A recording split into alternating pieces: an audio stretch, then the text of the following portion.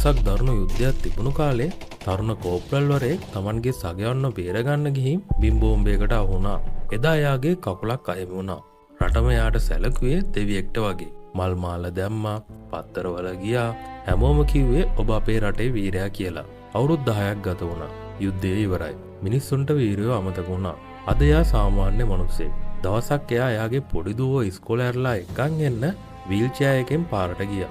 එදා මහ වැස්සා. පාරේ වතුර පිරීලා. එයාට වීල් චෙයාර් එක තල්ලු කරගන්න බැරි වුණා. එයා පාර පනින්න වාහන නවත්තන්න අත දැම්මා. එක වාහනයක්වත් නතර කළේ නෑ. සමහර අය වීදුරුව පාත් කරලා බැන්නා. අයින් වෙන මිනිස්සු පාර හරස් කරන්නේ නැතුව මඩ වතුර පාරක් වැදිලා දුවගේ සුදු ගවුම කිලිටි වුණා. දුව අඬන්න ගත්තා. තාත්තේ ඇයි මේ අය අපිට මෙහෙම සලකන්නේ? ඔයා නේද මේ රට බේරගත්තේ? දුවගේ ප්‍රශ්නයට තාත්තාගේ පපුව පිච්චිලා ගියා. කකුල් නැති වුණ දවසටත් වඩා එදා එයාට රෙදුනා. තාත්තා දුවගේ ඔළුව අතගාලා hina වෙලා උත්තර දුන්නා. දුවේ අඬන්න එපා. මම මගේ කකුල් දෙක දුන්නේ අන්න අර අපිට බැනලා යන අයට නිදහසේ බයක් නැතුව පාරේ යන්න පුළුවන් වෙන්නයි.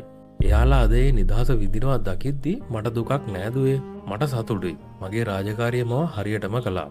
ඒ වෙලාවේ පාරේ ගිය බස් එක්ක හිටපු තරුණයෙක් බැහැලා ඇවිත් වැස්සේ තෙමි තෙමීම වීල් චෙයාර් එක තල්ලු කරලා එයාට උදව් කළා. සැබෑ වීරයෝ ඉල්ලන්නේ සම්මාන නෙවෙයි. අපේ ආදරය සහ සහයෝගය විතරයි.